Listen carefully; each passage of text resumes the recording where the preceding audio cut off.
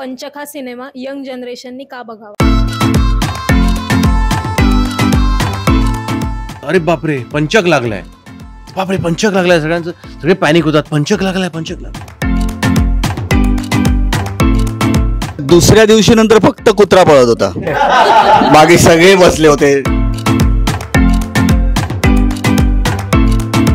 गण्याचं एक नेटवर्कच वेगळं आहे. एवढा वयस्कर माणूस मनाने किती तरुण आहे.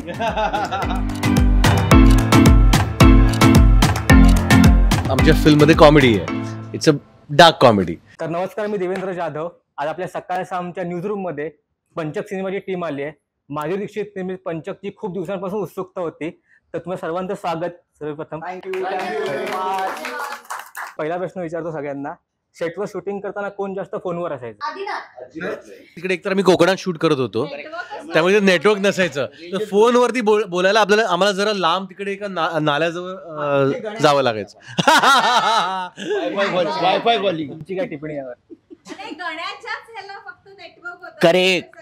गण्याचं एक नेटवर्कच वेगळं आहे, त्यामुळे ते त्याला तिथे होतं. बदनाम करू नका.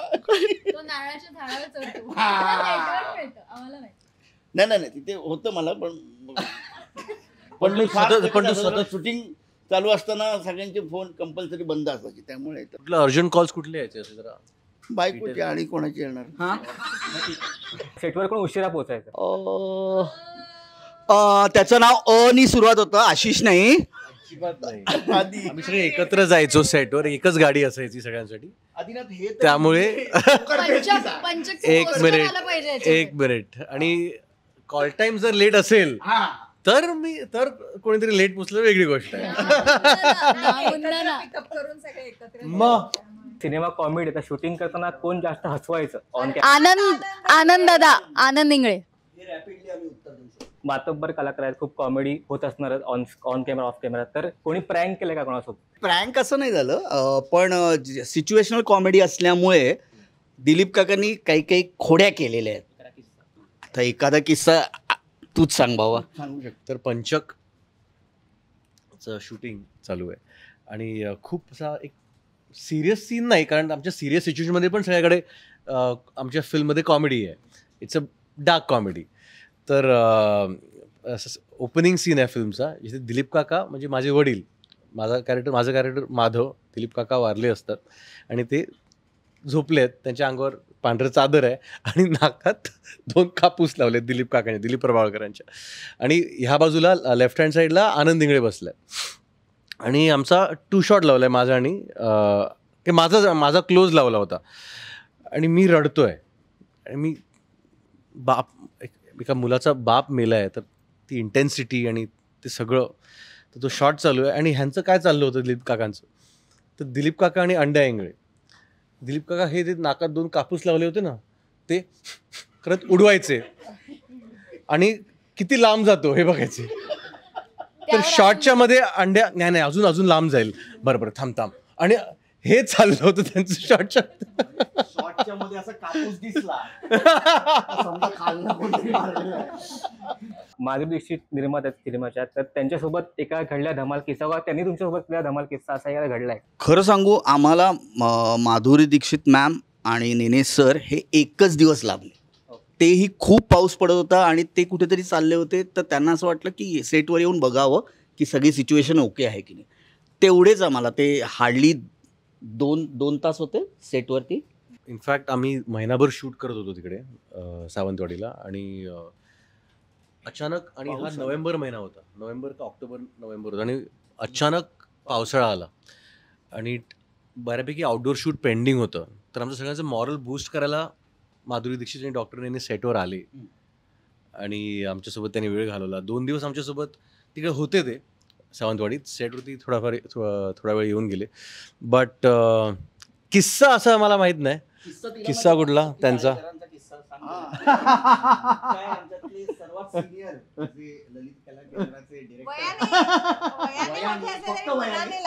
काही नाही, त्यांचं पॅकअप लवकर झालं होतं. हा, त्या दिवशी लवकर झालं होतं त्यांचं पॅकअप. आणि संध्याकाळनंतर माधुरी मॅम आणि नेने सर सेटवर आले. आणि एक गाडी आली परत संध्याकाळी हॉटेलवरून.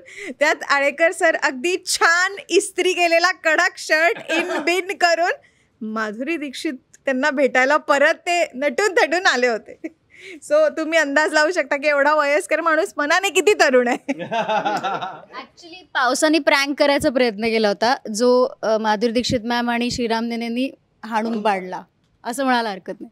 आणि माझं माधुरी मॅम ज्या दिवशी येणार होती त्या दिवशी माझं पॅकअप झालं होतं आणि काही 3-4 दिवसानंतर मी पुन्हा येणार होतो.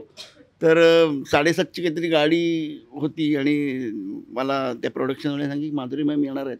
अरे पण मी तर आता आणि आत्ता जस्ट म्हटलं ठीक आहे, बॅग बिग काढली, म्हटलं आपण 8:30च्या गाडीला जाऊया. तुम्ही सगळ्यांनीच मराठी मालिकांमध्ये काम केलं आहे, पण मराठी मालिकाचं एक की त्या अप्रोचेबल नसतात तरुणांना बघण्यासाठी, ते तरुण बघत नाहीत. बघत नाही तसं तुमचं म्हणणं आहे? तरुण पिढी बघत नाही. बघतात यार, म्हणजे सुख म्हणजे नक्की काय असतं, पिंकीचा विजय असो किंवा रंगमाचा वेगळा होती आत्तापर्यंत, खूप लोक बघतात. बापरे, मला वाटतं की आपण शहरातल्या लोकांना फार त्याचं हे नसेल, पण तुम्ही जर इंटिरियर्समध्ये वळलात तर मराठी मालिका म्हणजे मराठी मालिकेंना सिनेमांपेक्षा जास्त वाव आहे. मी आई कुठे काय करते मुळे मला माहिती आहे की ती इतक्या घराघरात पोचलेली आहे मालिका आणि त्याला एज बॅरियर नाही आहे, म्हणजे सगळेच बघतात. त्यामुळे मला असं वाटतं की हे विधान थोडंसं धाडसी आहे पण ते करेक्ट पण नाही आहे. हां म्हणजे आणि as you are comparing with Netflix तर त्याच्यासारखं बोलणेस नाही दाखवू शकत आहे. इनफॅक्ट नेटफ्लिक्सपेक्षा मराठी मालिकांचं रीच जास्त आहे, कारण नेटफ्लिक्स तसा खूप मेट्रो आणि खूपच अपर क्लास ऑडियन्ससाठी आहे. पण मास लेवलला आय थिंक मराठी स्टार प्रवाह असो किंवा झी मराठी असो, कलर्स, ह्यांचा रीच तुफान आहे. आणि नेटफ्लिक्स आणि OTT तू जे म्हणतोयस त्याच्यावर कौटुंबिक सगळ्यांनी एकत्र पाहावा असे कुठले तुम्ही कोण घरच्यांबरोबर किती पाहिले तसे. सो मालिका तुम्हाला एकत्र पाहू शकता तुम्ही, आणि रुरल भागामध्ये तर जास्त फेमस असतात कारण ते रिलेट करतात. स्कॅम 1992 बघितली, आता स्कॅम 2003 आलाय, तो एक बघितला. किंवा ॲमेझॉनवर काही काही पंचायत बघितली आम्ही, हॉस्टेल डेज झाली आहेत. आता पंचक पण येईल तेव्हा बघा, फॅमिली बरोबर. थिएटरमध्ये येऊन बघा. आपण मी पंचकचा ट्रेलर बघितला, मला नारवाची वाडीचं आठवण आली. मला म्युझिक पण मला तसं वाटलं, may be music director same असेल, पण कोकणाची पार्श्वभूमी असल्यामुळे पंचकचा विषय खूप भारी आहे. म्हणजे सगळ्यांनाच आम्ही जेव्हा पहिल्यांदा आम्हाला विषय सांगितला गेला तेव्हाच, हां तुम्ही ट्रेलर बघितलात का? ट्रेलर बघितला मी, थोडी मिस्ट्री वाटली मला की नेमकं काय होतं म्हणून. सेम एज नारवाची वाडीचं पण तो जेव्हा मी ट्रेलर बघितला होता कॉलेजमध्ये, तो थोडा मला मिस्ट्रीच वाटली होती नेमकं काय होतं, पण ती एंगेजमेंट घेणारी, म्हणजे नेमकं पुढे काय होतं ते धरून ठेवत होतं. पंचक म्हणून मला पंचतंत्र माहिती आहे. पंचक म्हणजे तर आमच्या फिल्ममध्ये काय होतं की सुरुवातीला दिलीप काका माझे वडील असतात ते वारतात आणि मग सगळी शोकसभा असते, सगळे जमलेले असतात आणि आता अचानक ज्योतिषी येतो आणि तो पंचांग काढतो आणि पंचांगात बघतो आणि त्याला कळतं अरे बापरे पंचक लागलाय, बापरे पंचक लागलाय. सगळे पॅनिक होतात, पंचक लागलाय. तर पंचक म्हणजे काय? तर पंचक म्हणजे एका वर्षात तुमच्या कुटुंबातली किंवा तुमच्या कुटुंबाच्या जवळच्या 5 व्यक्ती जाऊ शकतात, मरू शकतात. अरे बापरे, मग आता काय करायचं गुरुजी, काय करायचं असं चालू असताना कुटुंब आहे ना, तर कुटुंब असल्यावरती वेगवेगळे दृष्टिकोन असतात. तर माझा दृष्टिकोन खूप वेगळा असतो आणि मी ठामपणे तिकडे उभा राहतो आणि विरोध करतो एका गोष्टीला, ज्याच्यामुळे तो सगळा ड्रामा घडतो त्या घरात. डिटेलमध्ये काय ते तुम्हाला चित्रपटगृहात गेल्यावरच कळेल, पण त्यातून घडणारी एक कॉमेडीची सर्कस आहे ही. पंचकमध्ये तुला जे मिस्टिरियस वाटतं ते असं आहे की प्रत्येकाची भीती वेगळी आहे. तर आता ह्याची भीती मी त्रयस्थ म्हणून पाहताना मला त्यातला जो विनोद कळतो तो विनोद म्हणजे पंचक आहे. सो सगळे घाबरलेले आहेत, सगळ्यांच्या भीतीच्या टेम्परामेंट सगळ्यांचे वेगळे आहेत, स्वभाव वेगळे आहेत, आणि त्या भीतीमुळे जी काही एक सिच्युएशनल कॉमेडी तयार झाली आहे ती दाखवण्याचा प्रयत्न मिस्टिरियसली डार्क कॉमेडी आहे. सगळ्यांना वाटायला की आता कोण मरणार, मी मरणार का, हा मरणार का, ती मरणार.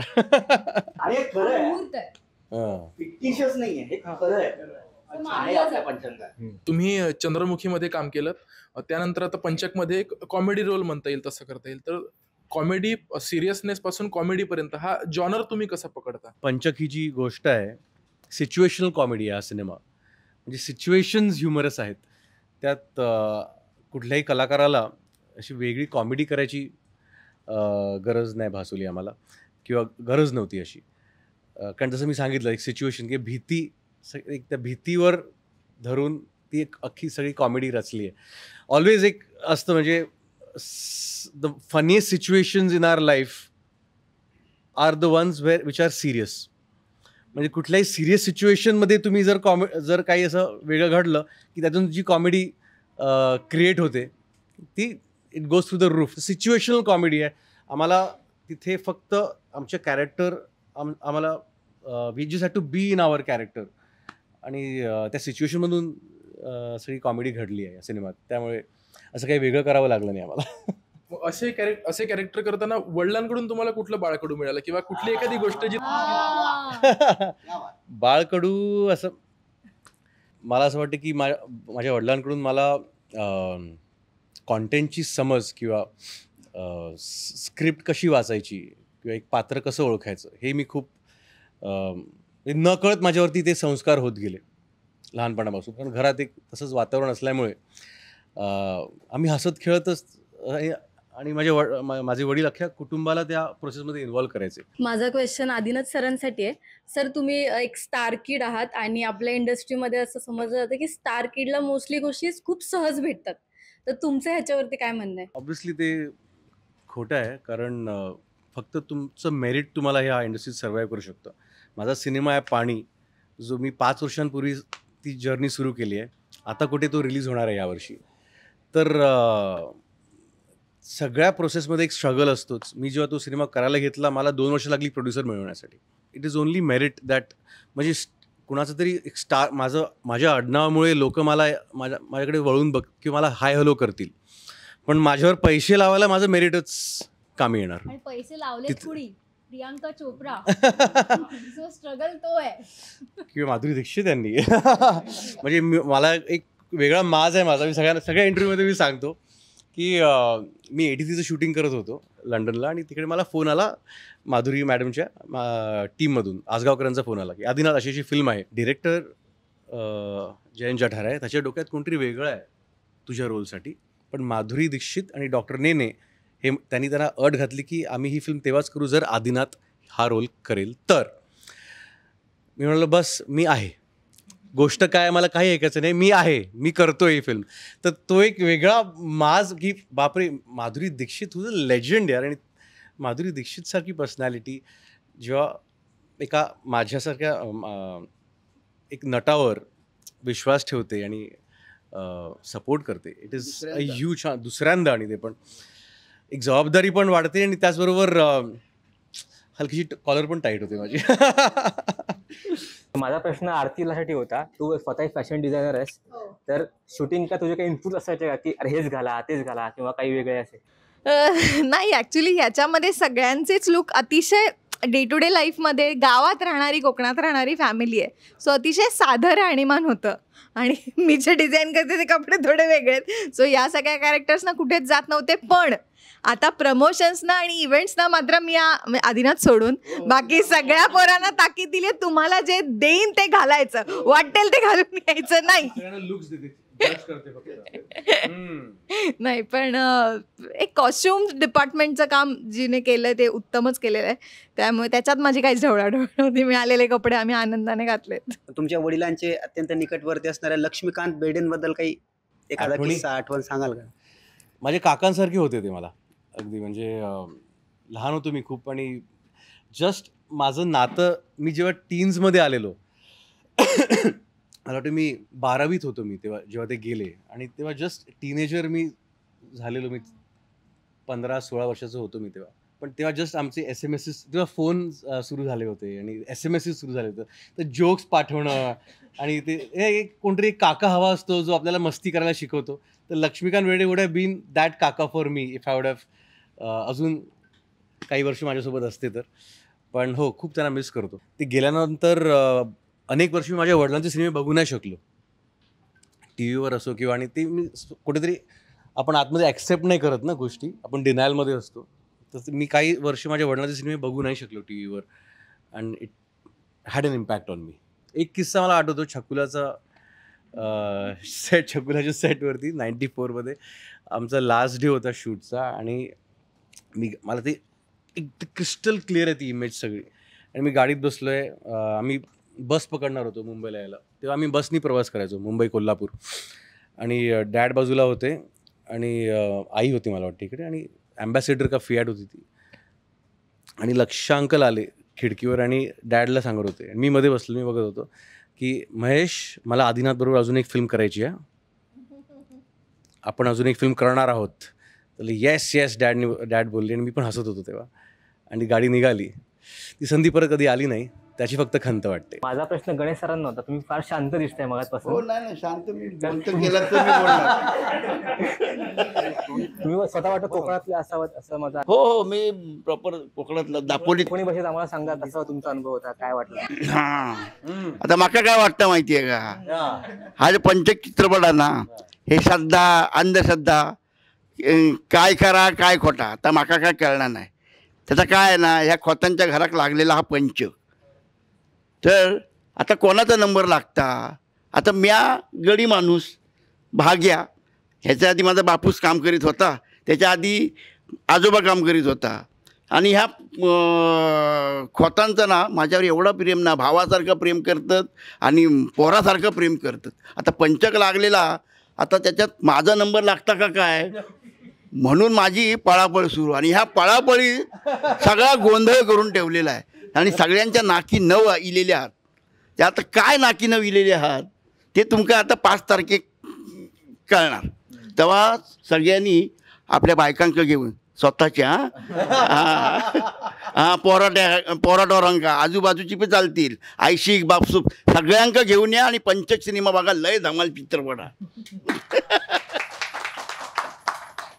वर्ल्ड कप विनिंग टीमचा सर्वांनाच अभिमान आहे. आणि 1983 म्हणजे मूवीवरती 83 चित्रपट आला होता. त्यात तुला दिलीप वेंगसरकर यांची भूमिका साकारायची संधी मिळाली होती. तर काय आव्हान होतं त्या रोलमध्ये जाण्याचा आणि रणवीर सिंग सोबत काम करण्याचा अनुभव कसा होता? झाले ते प्रश्न आता किती वेळा. पण सर जाणून घ्यायचं ना. पण खूप सुंदर होता अनुभव. म्हणजे खरंच माझ्या जनरेशनच्या मुलाला त्या लेजंड्स बरोबर, कपिल देव, मोहिंदर अमरनाथ, दिलीप वेंगसरकर ह्यांच्याबरोबर वावरण्याची संधी कधीच मिळाली नसती. किंवा मग ओव्हलमध्ये जाऊन क्रिकेट खेळलो आम्ही, टर्नब्रिज वेल्सला खेळलो, लॉर्ड्सला खेळलो क्रिकेट. तर आणि जिथे तो सगळा इतिहास घडला त्या ठिकाणी आम्ही होतो. म्हणजे I think it was a once in a life time opportunity यार. या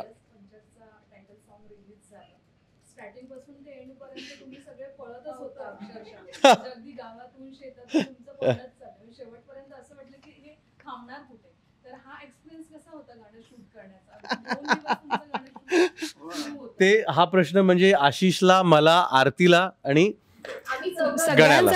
येस, बाजीराव नावाचा. तर भीतीपोटी हा पळत असतो, ह्याला शोधायला मी गेलेलो असतो. आणि माझ्या मागे आरती असते, कारण आरती ह्याची बायको असते. तर हा पळतो, आशिष पण असतो तिकडे. हा पळतो, मी ह्याच्या मागे लागतो, मग माझ्या मागे आरती लागते आणि ह्याच्या मागे एक कुत्रा लागतो आणि हा आरतीच्या मागे. आणि आम्ही सगळे 5 जण धावतो आहोत. आणि हा सिक्वेन्स शूट करायला त्यांनी 2 दिवस घेतले. आणि माझ्या बाबतीत तर काय व्हायचं, पळापळ म्हणजे माझे धावण्याचे सीन हे नाश्ता केल्यानंतर आणि जेवण केल्यानंतरच असायचे. त्यामुळे काही रिहर्सल वगैरे काही नाही. 1 किलो वजन कमी झालं. दुसऱ्या दिवशी नंतर फक्त कुत्रा पळत होता, बाकी सगळे बसले होते.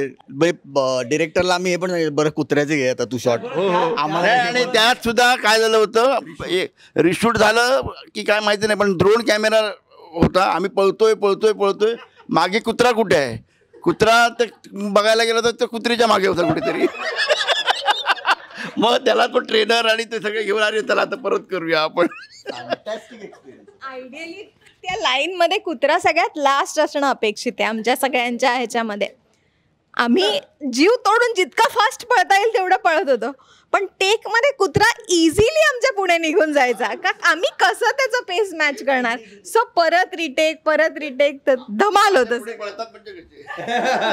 एका पॉइंटला तर असं झालेलं आम्ही दमलो होतो आणि तो कुत्रा आईस्क्रीम खात होता. आठवतो तुला तो ट्रेनर टेक बाजीराव टेक आणि आम्ही होतो. हो त्याला बरं तो 2 तासानंतर सावलीत जाऊन बसायचा.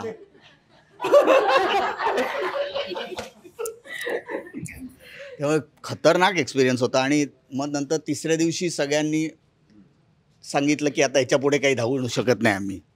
पंचक हा सिनेमा यंग जनरेशननी का बघावा? वन लाइनरमध्ये मला निखळ मनोरंजन करून घेण्यासाठी धमाल कॉमेडी आहे आणि कलाकारांची मेजवानी आहे. म्हणजे ज्या सिनेमात एकतर इतकासा भन्नाट विषय, सगळ्यांना मरण्याची भीती, त्यातून निर्माण होणारी कॉमेडी आणि ज्या फिल्ममध्ये आनंद दिंगळे, भारती आचरेकर, दिलीप प्रभावळकर, नंदिता धुरी, आरती, दीप्ती, आशिष, गण्या आणि अजून कोण, तेजश्री प्रधान, संपदा जोगळेकर, अशी बाप्पा जोशी, अशी भन्नाट बॅटिंग लाईनअप आमचा असताना कोण नाही म्हणेल फिल्म बघायला. म्हणजे मला पर्सनली असं वाटतं आत्ता तुम्ही बघितलं आजूबाजूला थिएटरमध्ये जर जाऊन बघायच्या फिल्म्स असतील तर खूप आयदर ॲक्शन किंवा खूप डार्क काहीतरी आहे, या झोनमधलंच सगळं आहे. तुम्हाला फॅमिलीला आणि मित्रमैत्रिणींबरोबर कुठलाही काही अरे बापरे आता हा सीन कसा बघायचा वगैरे असं काही ऑकवर्डनेस नसलेली फिल्म जर बघायची असेल तर प्लीज अख्ख्या फॅमिलीला घेऊन पंचक बघायला जा, कारण की पूर्णपणे एंटरटेनिंग फिल्म आहे. मगाशी तुम्ही आता त्या कुत्र्याचा उल्लेख केला. तुम्ही 4 लोक पुढे पळतायत, कुत्रा तुमच्या मागे धावतोय. कुत्र्याची भीती नाही वाटली कोणाला? कुत्र्यालाच आमची भीती वाटली असेल तर माहित नाही, आम्हाला तरी नाही. जेव्हा तो पहिल्यांदा इंट्रोड्यूस केला ना आम्हाला त्या कुत्र्याला, तो थोडासा भीतीदायक होता कारण ते कान बिन प्रॉपर ट्रेन केली. करेक्ट. हो आणि ना आपल्या ह्याच्यानंतर ह्याच्याबरोबर शूट आहे आणि त्याला चिकन बिकन खायला घालतायत.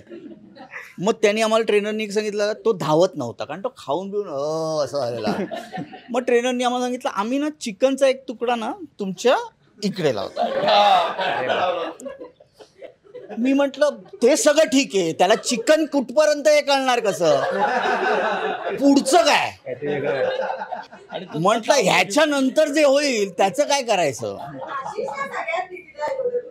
अरे नाही त्यांनी लावला तो मीठ इकडे लावला आणि म्हणाला धाव.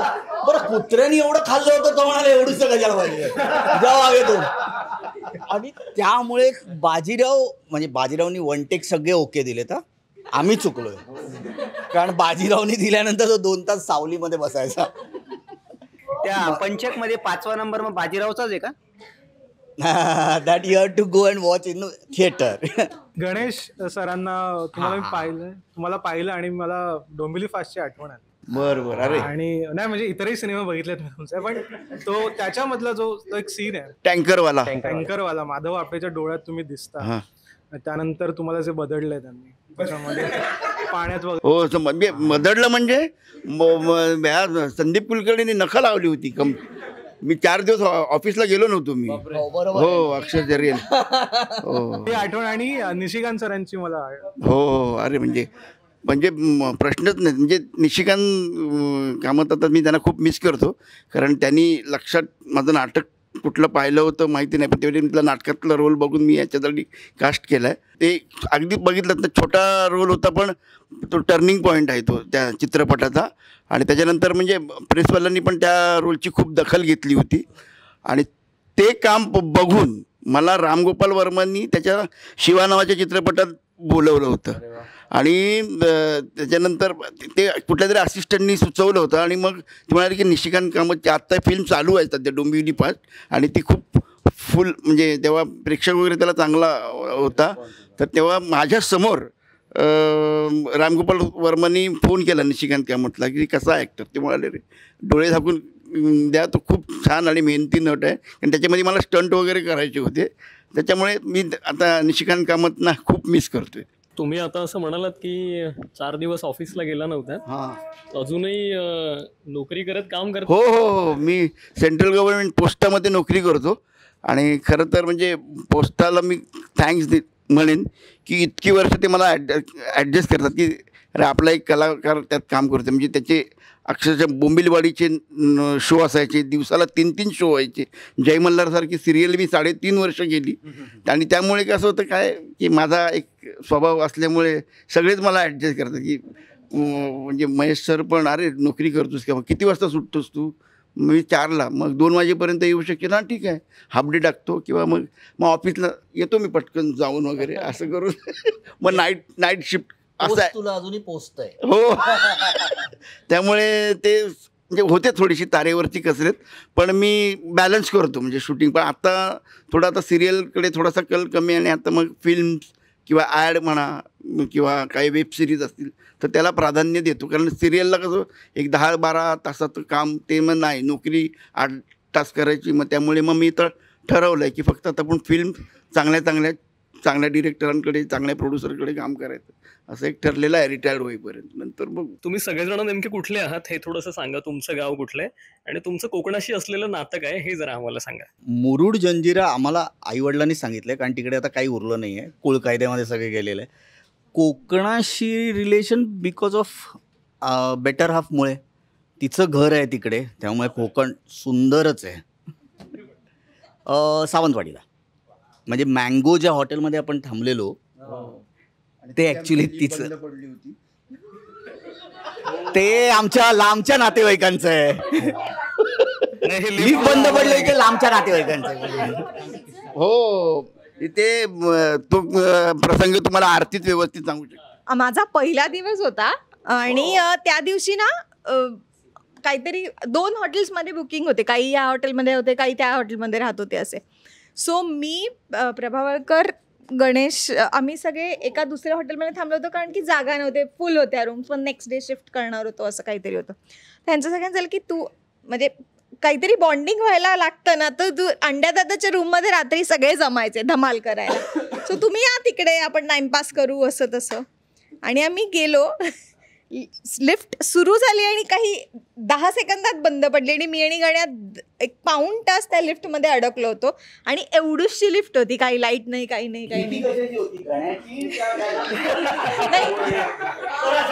नाही, मला क्लॉस्ट्रोफोबिया आहे एकतर, त्यामुळे मला ते बंद अंधार, म्हणजे मी गेले होते तिकडे, संपले होते. रात्री 9-10ची वेळ असेल, म्हणजे साधारण एव्हरीबडी म्हणजे साधारण त्यांनी लिफ्टच्या बाहेर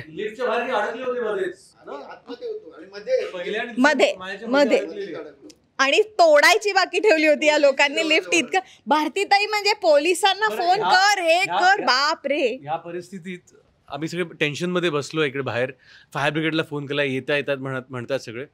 यात एक कोणतरी येतो बाहेरून, दारातून माणूस, भारतीताईंकडे, भारतीताई एक फोटो मिळेल.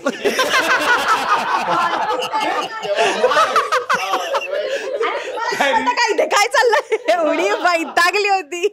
पण तेव्हा म्हणजे त्या पहिल्या दिवशीच तुम्हाला सांगितलं ना, असं कळलं की अरे ही माणसं जीव लावणारी आहेत, त्यामुळे आपल्याला एक्स्ट्रा एफर्ट काही घ्यावा लागणार नाहीये बॉन्डिंगसाठी. This is going to be like a family. पण तेव्हा भीती वाटली होती, पण आता त्याचं हसू होतंय ना. तशीच फिल्म आहे की आम्ही आत जी आमची अवस्था होती, बाहेर लोकांची जी अवस्था होती, बघणाऱ्याला ते सगळं अत्यंत विनोदी वाटू शकतं. तर तशीच ही फिल्म आहे.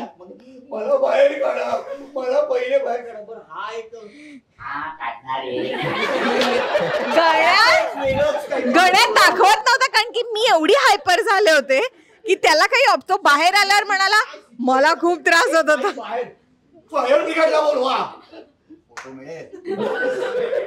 जस्ट इमॅजिन काय केओस होता बाहेर. बरं, कोणतरी मारते, त्या मॅनेजरला बोलून येते आणि आतमध्ये एक वेगळा ड्रामा आहे. हे वेगळे पंचक चाललंय. पंचक कसा मिळाला किंवा माधुरी मॅम बरोबरचं असोसिएशन, ह्याच्यावर जे प्रश्न विचारायचे, त्याच्यात माझा एक इंटरेस्टिंग किस्सा असं नाही, पण मॅनिफेस्ट तुम्ही केलं पाहिजे. आणि तुम्ही ॲक्च्युली जेव्हा चांगला विचार करता आणि मॅनिफेस्ट करता तेव्हा ते खरं होतं. म्हणजे नाळ 1चं स्पेशल स्क्रीनिंग माधुरी मॅमसाठी ठेवलं होतं आणि त्या फिल्म पाहून जेव्हा बाहेर आल्या तेव्हा त्या रडत बाहेर आल्या होत्या आणि मी समोर उभी होते. आणि त्यांनी ऑब्व्हियसली आधी मला ओळखलेलं आणि नंतर त्यांच्या लक्षात आल्यावर त्यांनी मला जी घट्ट ती वॉर्मथवाली मिठी मारली होती, तेव्हा मी मॅनिफेस्ट केलं होतं की यांच्या वाईब्स इतक्या छान आहेत, इतक्या पॉझिटिव्ह आहेत, ह्यांच्याबरोबर जर माझं सेशन झालं तर किती मजा येईल, असं होईल का रे देवा, असं मी त्यांना विचारलं आणि काही दिवसातच मला पंचकसाठी विचारण्यात आलं होतं. तर ते माझं म्हणजे चांगल्या कामातून आणि चांगल्या माणसांनी तुमचं काम पाहणं आणि त्याच्यातून दुसरं काम निर्माण होणं, ती एक साखळी आहे. तर ती माझ्या बाबतीत छान चालून आली आणि हे अविस्मरणीय आहे माझ्यासाठी. आम्हा सर्वांतर्फे तुम्हाला खूप खूप शुभेच्छा. नवीन वर्षाची सुरुवात एकदम धमाकेदार होईल, काही शंका नाही. देश विदेशातील प्रत्येक घडामोडींचे लाईव्ह अपडेट मिळवण्यासाठी आता साम टीव्हीच्या सर्व सोशल मीडिया प्लॅटफॉर्मला लाईक, फॉलो आणि सबस्क्राईब करा. तसंच सर्व नोटिफिकेशनसाठी बेल आयकॉन प्रेस करायला विसरू नका.